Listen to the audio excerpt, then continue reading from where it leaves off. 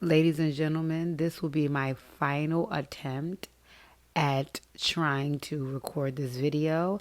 I actually sat there and recorded it yesterday and did everything that I needed to do and finished it. And by the time I was done, it was gone. So this will be my final attempt. I wanted to come to y'all cue. I ain't got time for that. I'm just here to record. So in any event, let me start off by saying, please make sure you stop what you're doing and you're subscribed to this channel. If you are a new subby, hey, make sure you hit that subscribe button. Make sure you hit the bell button also so you can get my notifications when I do upload when I do upload videos and content and so on and so forth. Make sure if you're a returning subby or a new subby that you are liking, commenting, and sharing. Okay, so let's get that out the way early on. Make sure to go subscribe, like, comment, share. Okay, and I'm just going to get into it. This is episode number 3 of The Best Man, the Final Chapters, and the name of this episode is called Brown Girl Dreaming. Okay, so remember we ended the last episode with Quentin and Shelby married, and let's get on back to the States and do what we need to do. So now everybody is back home. Time is flying. You're seeing the years move forward. They're showing you what's going on with each and every last one of them, play by play. So it shows that Harper is now finished writing a best-selling book. Jordan is flourishing in her new position at MSNBC. Robin is on the front line protesting because they show you that they fly past the years of the pandemic, and she's one of the front line. She's one of the people on the front line doing a lot of the protesting, but she still has her catering business. Merch is housekeeping because I'm guessing, I don't have to guess, the school must have been closed, that he runs. So that's why he's doing a lot of the housekeeping and the Mr. Mom thing with the girls. And Candace is in school. I'm guessing much of that was virtually with the pandemic, but she had to focus on her studies, so he's focusing on their girls. And Lance has moved into the sports center seat, right? So the sports casting seat, I'm sorry. So now he's a sports caster. They show one part where he's going back and forth with I forget the guy name. Steven somebody. But anyway, he's going back and forth with him. That was cute. Good to see Lance doing something and so on and so forth. So we fast forward all the way up to, now we're not in the thick of the pandemic and everybody is back outside and getting their life together and yada, yada, yada. So it shows Harper and Robin going over to Candace's and Merch's because they're going to go out, and Candace and Merch's daughters are going to watch Mia, Harper and Robin's daughters, while they go hang out. So they there talking, waiting for Candace to come downstairs, and Harper is sharing with Merch. He's like, hey, I'm interested in he congratulated Harper on his bestseller. And he's like, thank you so much. But he was like, if I'm being honest with you, I'm pretty much ready to step into a different space with my writing. And I want to write things of more substance and not necessarily this whole drama-filled, romancy, comedic type of books. I want to write things of more substance. So for whatever reason, I remember as he was sharing this with Merch just seemed a little apprehensive about what the direction Harper wanted to go in with his writing. He didn't directly say anything, but you could just tell by the look on his face that he wasn't on board. So I was like, mental note. Let me just keep that in the back of my mind. In any event, Candace comes downstairs and she's like, hey guys, I'm sorry I took so long. I'm ready to roll.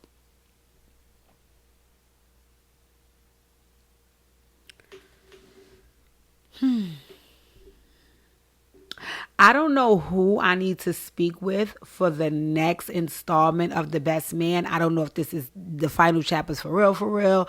I don't know if they're going to come with an afterlife chapter. I don't know. But if and when they do, okay, I need to speak to someone in charge because Regina Hall is my homegirl and I really love her. But if you guys are going to keep Regina Hall had on the Family That Prays wig. She looked like the woman from the Family That Prays, the mom, Alfre Woodard. That's not fair. Come on, I like Regina, and I understand you guys are trying to get away from the whole stripper concept of how she met Merch, and she's a mom, and this and that and that and this. And granted, I'm not saying that everybody has a doll up. I'm hearing about it. But what I will say is that they were going out. What the hell was that on her head? So I was just looking like, let me fast forward to the next scene because that's going to give me an attitude. When we get to the next scene, you see Lance and he's filming a commercial. So I'm guessing he's just like spreading his wings since he's retired. So he's filming a cologne commercial. Lance reminds me of, like, I call these type of women when I encounter them Kelly Bundy. I don't know what I would call them if I encountered a male of the sort. What I will say is Lance reminds me of a pretty man who needs to keep his mouth shut. So I feel like in the physical, again, Lance, you're great. Running up and down and catching the ball and being athletic and showing your biceps and your stomach is flat and, you're licking your lips and all of that is great for the ladies, right? But when it is time for Lance to do anything outside of that requires acting, Lance looked like somebody gave him a laxative. He was so uncomfortable on the set of that commercial. They had to do retake after retake, and you could tell he was uncomfortable. So I was like, oh yeah, that's not the feel for you, Lance. You need to find another direction, another path. Wrong road. In my Porsche voice, wrong road. So then next they show him and he has went to stop by Jordan's office, and he went over there because his oldest son, Lance Jr., aka LJ, is interning at MSNBC under Jordan. But of course, Lance wants his son to be a football player. So he came to pick him up to let him know like some special kind of coaches or something were by the house and they wanted to see him. So he was like, go and change and let's get over there and let's show these guys what you made of, right? And what I did see was when he said that to the son, for whatever reason, I had to take another mental note because I felt like the son was apprehensive about meeting with the coaches. And so apprehensive, let me not say not even apprehensive. I felt like LJ was not interested in meeting with the coaches. And I felt like he was interested in interning at MSNBC and his dad coming to get him put a damper in his plans. And I said, mental note, I have to keep that in mind because, of course, it's trying to show you that, Lance wants his son to be the replica of him. And it doesn't look like the son wants to go in that direction. So, mental note, we'll see if we have to revisit that in future episodes. Anyway, next thing they show Harper and Robin, because remember, Robin agreed to get the new house. So now Harper is taking her by to see the house on the Upper West Side that he wants them to live in, right? And I mean, it was very awkward. It was very, very awkward. It didn't really seem like...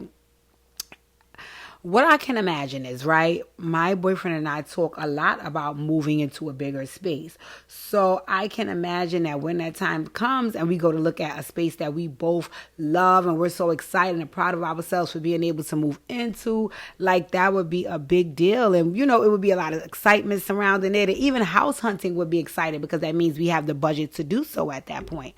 I felt like there was no excitement on Robin's part, which kind of put a damper on the mood. And then she kind of alluded to the fact, like, the Upper West Side is not my home, Harlem is.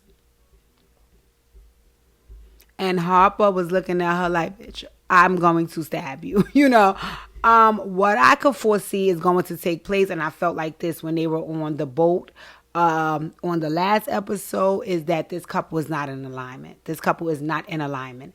And the one thing I know about being in a relationship is that you do not have to have identical goals as your mate, but you guys' goals have to kind of meet in the middle, and you have to be in alignment for the direction that you're going in, because if your mate is going in one direction and you're going in another, eventually you two will separate. And it looks like from this scene here and the scene in the last episode that they're trying to sway us in a direction that there may be some dissension in this relationship, which would be sad because, I kind of like them together.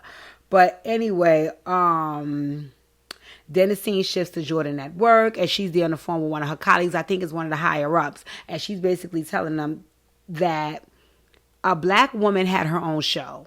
And Jordan is also a bigwig and an executive at that network.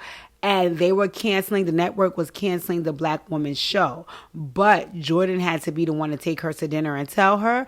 And what Jordan did was, because she know the black woman's show was being canceled and she didn't want to be without a job, she was going to share with her that they're canceling your show. But you have the opportunity to sit on another show that I produced or I'm the executive of or something of that sort, right? So she's basically saying how she took the woman to dinner and she got that handle and yada, yada, yada.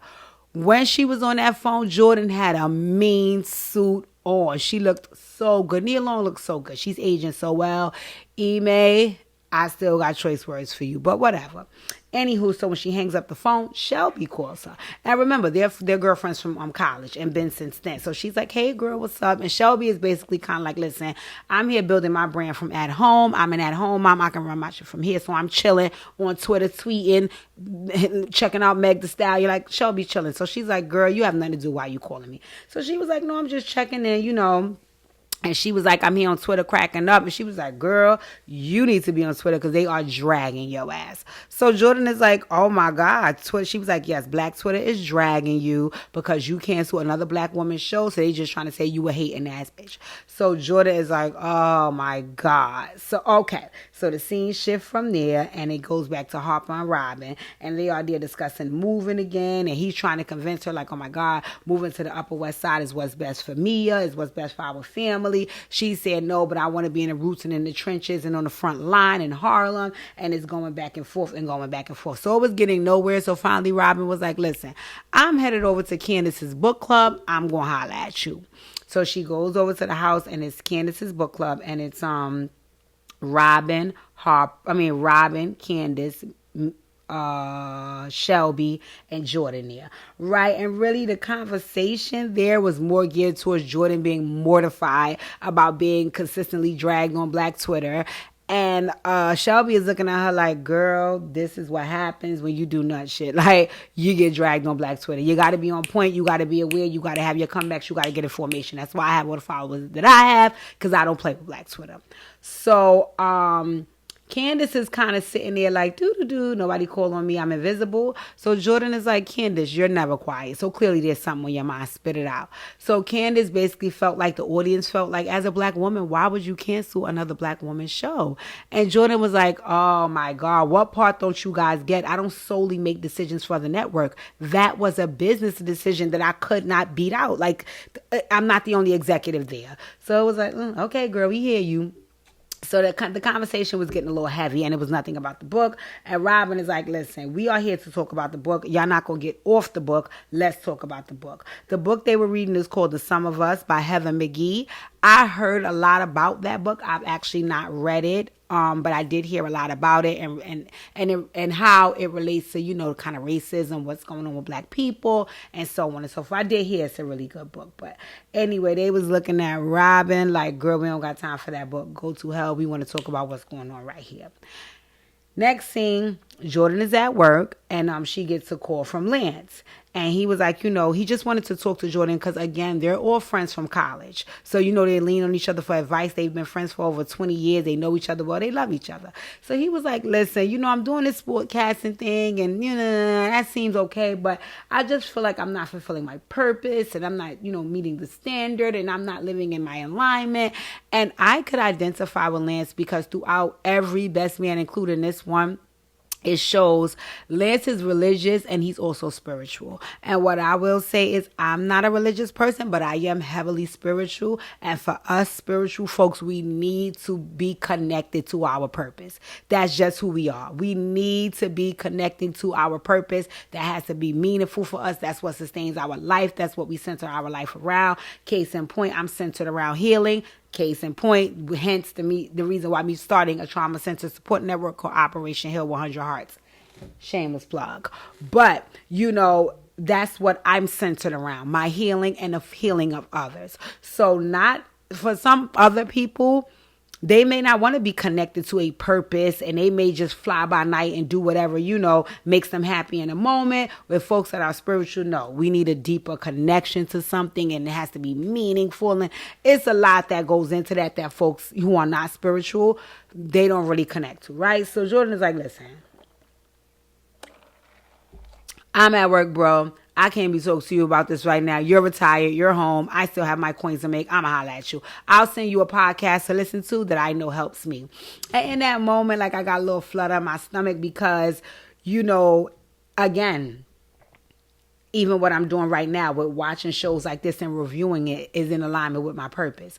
I cannot wait to the day when on a freaking hit TV show or a big network show, you hear somebody say, well, listen, I'll refer Operation Hill 100 Hearts podcast to you because that's what got me through. So that let me know right there, like, girl, your time is coming, your time is coming. And it almost came in that moment right there for me, right? Because I was like, oh my God, I can't wait to, some of my content is what get folks through things and motivate people and get people moving and help people heal. And because that's what my being is centered around, and that's what my life's purpose is. So anywho, let me not digress. So as a show, she's on the set of her show. The name of her show is called For the Culture. And the ladies are coming up, and I'm guessing one of the ladies there that was on the panel, because there was a panel of pretty much, educated and sophisticated women, kind of snooty and stick up the ass-ish, but a show that can have some intellectual conversations on an intellectual level about outside the box commentary, right? So they all go strutting up, and the last woman I see strut up is Shelby. So I'm like, now Shelby, I crack up at Shelby because my boyfriend said this the other day, and I totally agree with him. He said if any character that you would be relatable to on this show, it would be Shelby. And I could identify with Shelby. Because as you can see, Shelby's very smart. But Shelby is also she's very uninhibited. So she's not walking around all stuffed shirt and hiding who she is. And, she's not dumbing herself down in any room. She's just showing up Shelby being a nut, being a kook, whether she's liked or not. And she's like, listen, I'm here. What y'all gonna do about me? And I think to some degree, that's my personality as well. I do have, the radar, and I am able to read a room, but for the most part, even when I've read the room, I can find a way to fit into that space and be myself, so I like Shelby as well, and I agree with my boyfriend. Her character is very relatable to me because she's a nut, but she's a smart, educated, and ambitious nut, and I like that about her. So anyway, she's up on the panel, so I'm like, okay, let's see how this goes, right? Anyway, they didn't show how it went. They just flashed to the next scene. Well, they did show how it went. We'll get to that later. They flashed to the next scene. On the next scene, Harper, Quentin, Lance, and Murch are together playing poker. I love that. So while they're playing poker, it's pretty much like the male bonding time. And everybody is kind of sharing, what's going on in their life and so on and so forth. And of course, it starts with Harper. And he's there saying how, he was so excited to be able to do something for his family so big, which is be able to purchase his home. And, he thought Robin was on board and Robin is giving pushback and yada, yada, yada, right? So as he's sharing all of this, he also goes into, and another thing is I want to start writing with some substance, and I don't want to write those type of books anymore. And just like Murch, Quentin is looking at him like, I don't think that's a good idea. But the only difference between Quentin and Murch is, Quentin asked, he gonna say it. So he was like, leave that alone, Joe. So he like, well, what you mean? Like, come on, why would you say that? And what I did like about Quentin's perspective, it was coming from experience. He wasn't just talking out the ass to deter him. He was like, sometimes some things are left as they are. He was like, because I got into business with my dad. My dad has a real estate business that he's had for years that has been very lucrative, has made him a lot of money, and he's been very successful in. And here I come with my new age thinking, putting all these changes in place. And when the pandemic hit, it was those changes that made my dad's business sink. And he was like, right now, we damn near was bankrupt. And now everybody looking at him like, whoa, we didn't know that. And he was like, yeah, so sometimes, Jack, you got to just leave well enough alone. So I was like, yeah, I could feel Quentin on that. But I also felt Harper, because I am one as well that I like to take risks and take chances, because if it's placed in my heart, I believe it's something that's meant for me. And if it's not, I believe that I'm going to get a lesson from the failure. So I was just like, but I understood Quentin's point. Anyway, Lance shared that he was struggling about his whole finding his purpose in life and yada, yada, yada. We already talked about that. And Murch was like, okay, guys, well, I'm going to get up and roll because y'all know I miss the mom. I got things to do for the girls. I'm going to holler at y'all. But what he did say was, he wanted them to get back to doing this because before they were having like Zoom calls because of the pandemic, and he really missed them. So he's like the emotional one out the group. So he was like the sentimental one, rather. I won't call it emotional, I'll call it sentimental. So he was like, we need to start making this a regular thing. So I was like, oh, that was nice, right? Flash to the boardroom where Jordan and them is discussing Jordan's show that Shelby was a guest on, and Shelby was an epic fail. And just like with the other woman's show, they were saying, get her, the rest of the people were overriding Jordan saying, get this girl up out of here. We don't want to see her. And, Jordan is mortified because she doesn't want to tell her friend that. She's like, oh my God. She just doesn't fit the dynamic. They had all these stats and there was nothing Jordan could do, right? So, then it shows Harper is meeting with his agent about his unfinished business movie. And he was just telling him, you need to push out more content. The agent, he was like, because they're willing to give a bigger payout if you're pushing out more content as this movie is coming out. But Harper is between a rock and a hard place because, of course, he wants the big payout to be able to take care of his family, do the things that he's been able to do. But at the same token, he doesn't want to push out the same type of content. And that content is what sells for Harper. So he's like, I don't know what I'm going to do, right? Jordan is at work meditating on the couch because she's mortified. She has to give Shelby this news, and her phone rings like, yo, what's good? What you doing? It's Harper. He like, listen, I'm in the neighborhood. Let's go have lunch. They sit down and have lunch. She's basically telling Harper, what they said about Shelby being on for the culture, and he's sharing with Jordan how he wants to, have more substance in his writing and blah, blah, blah. What I will say is this, right? What I see with this situation, especially with it looking like Robin and Harper maybe having an issue. Again, I am a female that is best friends with a male, right? He's not my only best friend, but he is one of. I hold that friendship near and dear to my heart. There is one thing to be very close friends with a male. There's another thing to be very close friends with a male that the both of you have romantic feelings for, right? Now, it's one thing if only that's on one party's mind, right? So if you are best friends with a male and he got a crush on you, that still is kind of sort of like, okay, boy, go to hell, because that's one-sided, and vice versa. If you have a crush on him, that's one-sided. But if you two have some form of romantic history, even if it's just affection, and you're trying to move into the just friend space, I think it's going to present an issue for you if you're having an issue in your own relationship and you're calling on a friend who you have romantic feelings for to tell her all your fucking problems and cry on her fucking shoulder. Because one thing about women, the saying what they say. A shoulder to cry on is to ride on, okay? So if you both are here sharing your woes and, leaning on each other, and Harper, you're already having problems in your marriage, and Jordan ain't got no man, that could lead into something. So I peeked at that little lunch date like, okay, Harper now. Okay, Jordan now. Okay. I didn't like it. Last time, this is where my thing went dead. So let me make sure, because it cut me off the last time it was moving slow like this. I hope this doesn't delete my video because I'm going to be pissed. Anyway, fast forward, Jordan meets with Shelby, and she's breaking the news to her that they wasn't feeling you. Shelby had on a very dramatic top. I'm with the drama. Yes, Shelby. Love it. Poof, pop, pam. Bop, boom. Yes, loving the top Shelby had on.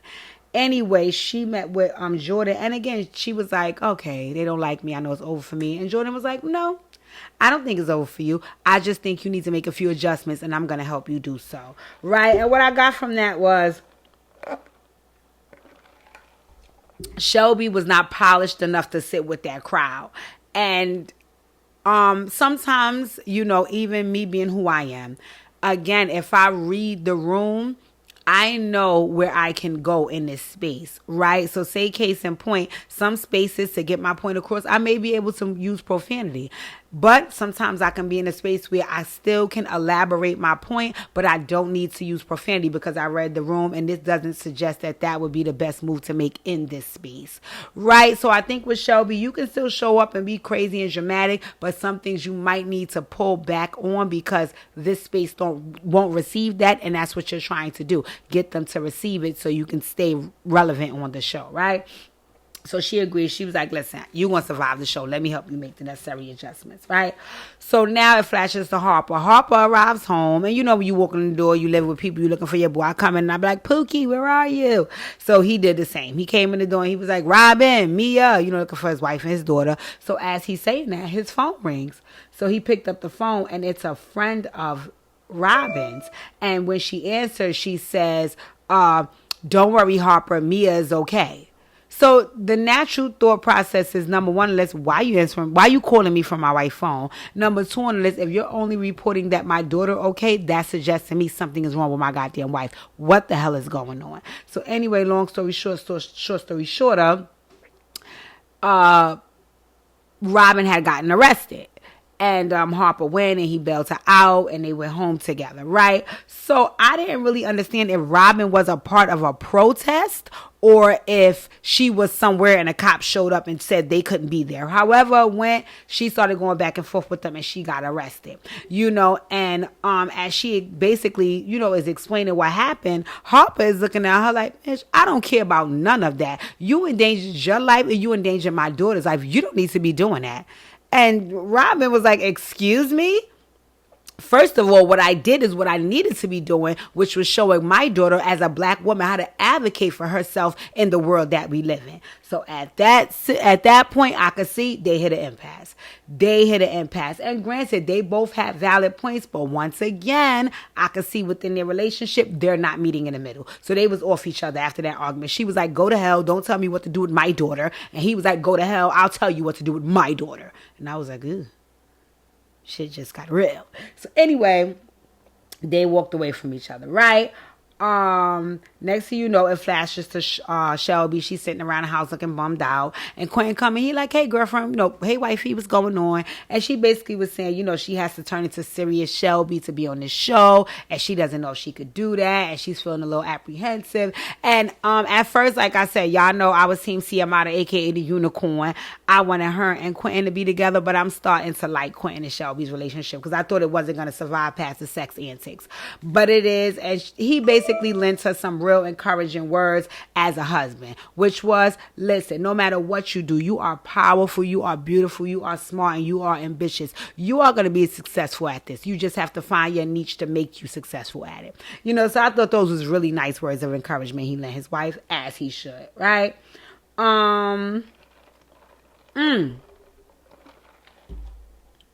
This is who I was thinking about earlier. I just thought it happened earlier, but it happened just now. Then they show Lance at home. Lance is watching Stephen A. Smith, and he is cursing Stephen A. Smith for filth. And I'm not going to lie. I'm not even really into sports like that. And sometimes when I see my boyfriend watching him, I stop and curse his ass for filth. He gets on my nerves. So anyway, Lance was cursing him out, and I guess that was showing, how passionate he still is about the game in that moment, because that's all they show. They show him cursing him out while he watching him on TV, right? So Serious Shelby goes back on For the Culture, and she was a hit. She went up there and she was her crazy self, but a little bit more polished and refined. So that worked out, right? And then it shows Robin is at their home, because remember, Harper left on some bad terms. So she's at home cleaning up. I guess she's off Harper. Harper is off her. And as she's cleaning up, she finds some things that he's been writing. So when she starts to read it, because again, Harper's a good writer. That's what got his ass whipped in the first book. Harper is a good writer. Harper is a good writer. So I was here for Harper's, writing, right? Him as an author, I'm not gonna lie, Taye Diggs comes across like an actor. Like as an author. For whatever reason, I would believe a book he wrote, right? So she read, it showed her, it let us hear some of the things he was saying. And again, very passionate, very sensual, very deep writing that would, if you're a person that's into that, it would do something to you. So she was like, oh my God. So he walked in as she was reading and he looking at her like, Because again, remember, he's off her, she's supposed to be off him. And she's like, oh my God, Harper, like, this is really nice. You know, she basically said to him, like, whenever you're here in this space where you write like this and you feel like this, that's what made me fall in love with you. That's the space I want to live in with you when you're like that. And she was like, I really appreciate if you in that space so much that I want you to continue that in that space, even in our new home. So Harper was like, because remember, bitch, I've been off your ass. So he was like, so you want to move? And she was like, yes. She agreed to move to the new house. So he was like, oh my God. So they was very happy about that, right? Pump the brakes. I'm going to tell y'all again, I foresee an issue coming. You know why? Because Harper has been saying throughout this whole episode how he does not want to write like that anymore. So if I don't want to write like that anymore, and that's the type of writing you need me to do for you to stay in love with me, I don't know. I'm prayerful, but I just don't know about Big Harpy Harp and Big Robbie Rob. But we're going to see. We're going to see, right? So now it switches over and Jordan is at her mentorship meeting because, like I said, she mentors LJ and she has another young woman at her job she mentors. But LJ is not at this meeting. She's just at the meeting with the young lady and they're at a bar. And as they're at the bar, Harper and Quentin walk in and they said Shelby is outside talking, but she's coming as well. So she's like, oh my God, what are you guys doing here? So the mentor was like, listen, it seems as though you had a rough week, so I called your folks on down to kind of fellowship with you. She's like, oh my God, that's what's up, right? So as she's talking to them and, you know, they all doing what they do, somebody taps Jordan on the shoulder.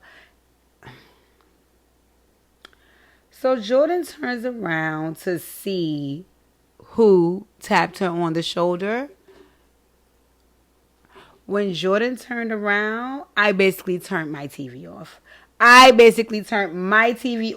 I bust a hole in my flat screen, launched it out the window, went outside, caught it, dragged it up the street, and set it on freaking fire. You know why? Because when she turned around, and who tapped her on the shoulder?